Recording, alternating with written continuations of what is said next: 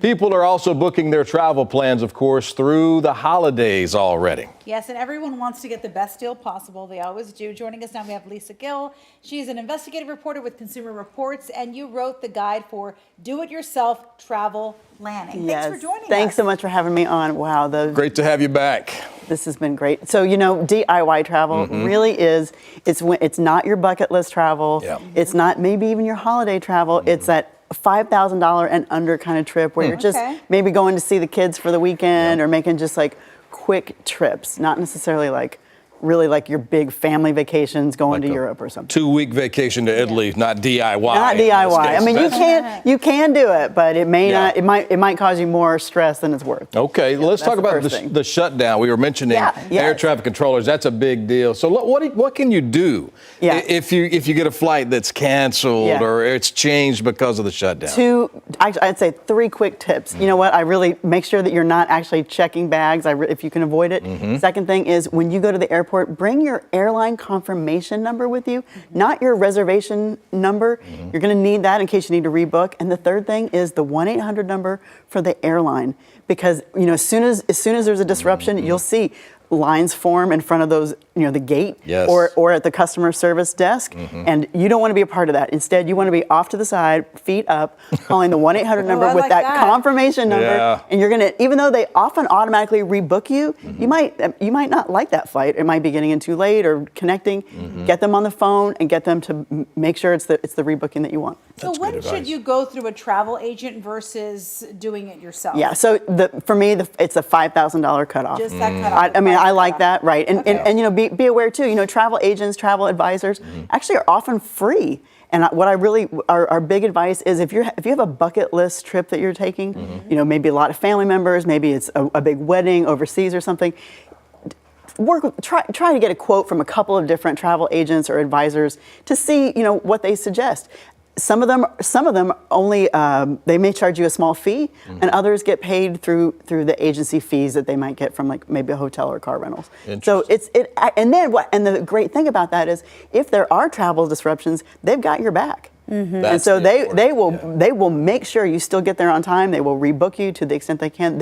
Those relationships are gold, and that's what you're paying for. And they've done it before. They know what they're doing. They know exactly what they're doing. Whereas people doing it themselves might not know all the That's trips. exactly right. That's right. Okay, I've heard many things about booking a flight. Do it on a Tuesday. Do it on a Thursday. Yeah, I know. Are there tips to when you book a flight or a vacation? Well, this is my personal. I kind of fall into that Tuesday category, but I will say I like booking late at night. Okay. So that's just my. I notice website traffic is down. Do the prices fluctuate throughout the day? Prices can fluctuate all the time. Yeah. But the main thing is what I like to do is start by looking at like a kayak or Google Flights and start comparing just to see what's out there. But what you're looking at is the cheapest flight. It's the flights where you might not be able to take on that second piece of luggage. You might not be able to actually choose your seat.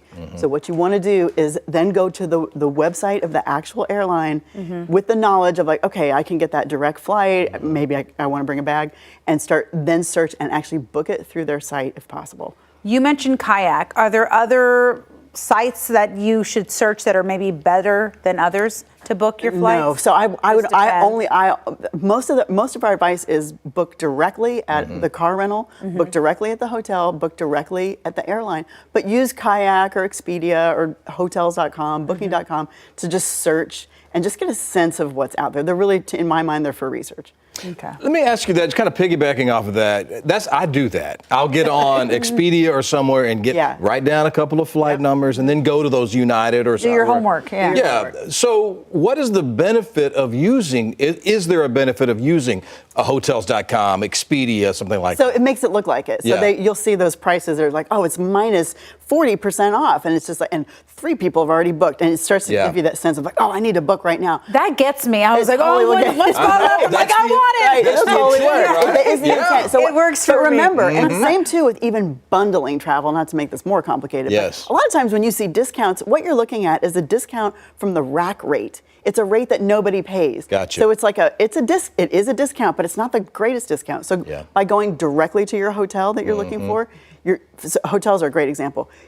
very likely are going to find additional discount codes that you'll get only through booking at their site. And if you don't find them, pick up the phone. I know it sounds old-fashioned. Pick up the phone, call, ask, are there any additional specials or that you're running that I should be aware of? And also, if you're a teacher, first responder, veteran, military, AAA, AARP, man, start asking for those discounts because that can be another 10 to 15, sometimes even 20% off in addition to those discounts. What are some of the red flags that you're like, okay, this deal is just too good to be true? Yeah, right. So usually it's in a bundling. So it's, as you're starting to search for a flight, as you're doing your homework, right? You might start to see like other sites popping up, like, hey, if you bundle this with that car rental and the hotel, you can save $1,000. And you're like, oh, wow, interesting. And so when you click on it, what you're going to see is they've already picked the flights out for you, and they've already picked the hotel out. And a lot of times that hotel is not necessarily right downtown where you want it. That flight might be leaving at 5 in the morning out of Austin Airport, and that means you got to get there almost before they open. Like, by midnight. I'm going to go to Manhattan. My hotel's in Jersey. What's going on? You lose a lot. You lose all this choice. You lose a lot of choice. And so what happens is, as you start to try to customize those packages, it starts to look quite expensive, and and really you're giving up a lot of control. So it ultimately is easier and better, and I would say it's a better value to book directly at each of the sites. And then here's one final thing: when you experience travel disruptions, guess what? Because you've booked at the hotel, you call them right up. They know they can make adjustments to your stay with them. Same with the car rentals. If you rent directly with those companies, you will be able to make adjustments much easier than if you're trying to go through a third-party booking agency. Okay. Another question just popped in my head, and I want to ask you about it. Is it advantageous to join the clubs, the Marriott Rewards, the Enterprise Reward? Right. Is that advantageous? So you know what? So it's understandable why you might be like, oh, I don't want to deal with more incoming email and more spam and whatnot. But I will say there are some benefits, particularly around car rentals. So we did a ratings. We asked 18 or 20,000 consumers to tell us about their experience with car rental companies. Enterprise.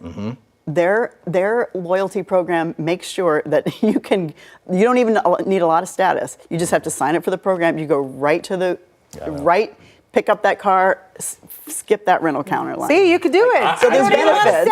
Right, there's benefits. Not a commercial, but I do that. You do? See, I'm always hesitant to join any kind of reward club, but you're saying that you both are saying that it's advantageous. It can help. And so here's one final crazy thing. So, when you fly, you think, oh, how can I get up in first class? You walk past that first group. Like, I always feel like such a loser. I've never flown first class, and I'm always like, fine. Okay, so here's my in the very back. So here's my tip on how to do it. So this is partially informal tip. Okay. Sign up for their program. That way you're like known to the airline. Okay. And if you have a birthday, an anniversary, something really special, go to the counter, go to the gate counter, not when you check in. Go to the actual gate counter and say, is there any opportunity for an upgrade? And they might be very cold to you, but at first, and then they'll take your name down.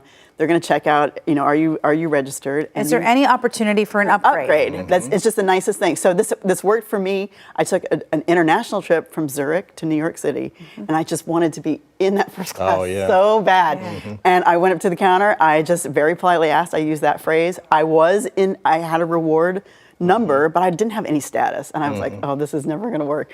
I sat back down, and right at boarding, they called my name, and I was like, oh my gosh, we're in zone 1. You know what that means? Wow. Was it nice? It was, you get champagne before that. You do? Yes. I don't know how the other people live, man. But the main thing for all the tips is to ask. So it seems like you shouldn't have to negotiate or talk to people, but if you have, like I said, special occasions, birthdays, anniversaries, let them know. Let airlines know. Let the hotels know. The car rentals they're not as excited about those. But let other people know. And then and also ask about discounts. Ask, are you running any specials? Do you have a discount for ARP, or if you're a teacher? You never know what is available. You've got to ask. Yeah, that's such good advice. You have the best advice. You do. I'm going to remember, is there any opportunity for an upgrade? And you have to be really nice, right? Yes. You have to be really nice. Be like, hi, oh you my look gosh. so nice You look today. oh my gosh. I love that blue blazer. I love that eyeshadow. Is there any opportunity for an upgrade? You can do it at a hotel too. And worst comes to worst, should I just say, I know Brian Maines. That's what you need to do right there. Just tell them that. They'll put you right in cargo hold. Right in the luggage. There you go. Put me in the back of the plane. Yeah, on the wing. You're out there strapped with duct tape. Elise, it's always great to have you. Thanks so much for the good information, because I'm about to book some travel. Yeah, so that would be I'm gonna good. get on that. Yep, going to Hutto. Just tease. Is there any opportunity for an Hutto? That's right. Thanks again for being here. I know the hippos. That's right, we do.